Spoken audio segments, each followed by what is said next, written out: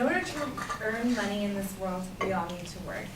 And I think it's safe to say that all of us can agree that we don't always enjoy the work that we do. And that there are moments where we just like, I'm in it for the money. Which brings me to the quote from Han Solo, I'm only in this for the money. I work at Disneyland, which I do love, but there are plenty of times where I have had to stop before. Most recently, I had just got off of work, and I know when I leave work, I have to cross Main Street. And Main Street is always crowded, there's always people, walking in front of you. So I'm walking, and this guest kind of gets in my way, and I try to get out of the way, and I fall flat on my face. And everyone just kind of like stares at me, and it was definitely embarrassing, and that was kind of a moment for me where I'm like, okay, like I'm in this for the money, like I did my shift, go on with my day.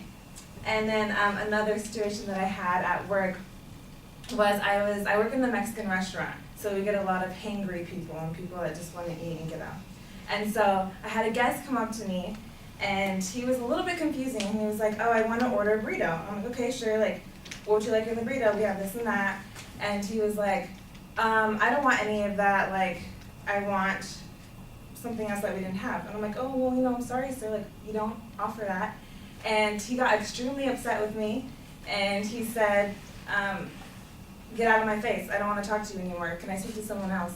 And I just like got shocked and scared, and so I said, okay, goodbye. I turned around, left, and I waited outside, and apparently he waited for me for 30 minutes. So like he talked to my manager, and he said, I need that girl to come back so I can talk to her. And my manager was great, and they're like, I'm sorry, sir, like she's not coming back, like you're gonna have to speak to us.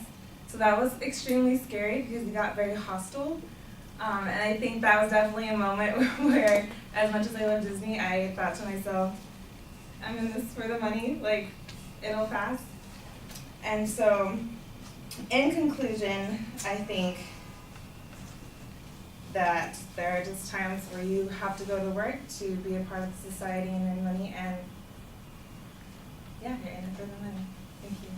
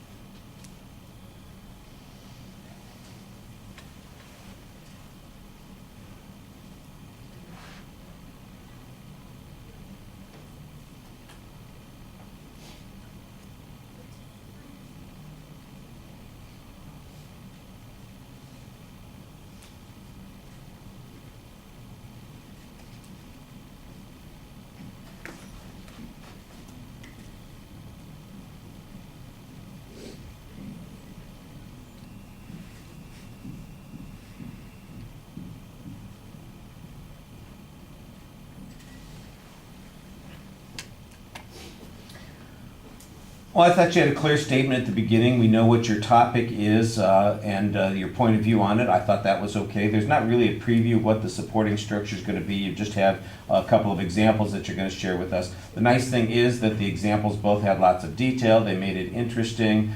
You were engaged while you were sharing those examples, so that helps keep the audience involved in what you're talking about, as well as a couple of things that you do when you're presenting. You do look at the audience the whole time that you're speaking. I appreciated that. Your face is animated while you're speaking. Sometimes I think the smiles maybe a little bit attempt to cover up some anxiety, but most of the time it seems like it's you're sincere and you're kind of enjoying even remembering some of those experiences, even the bad experience you got. Like, I can't believe that this thing happened, and you've got the expression on your face that suggests that. The pacing is fine, it flows pretty smoothly. The speech is short, so you could maybe give yourself a little bit more time as you're telling each of those stories.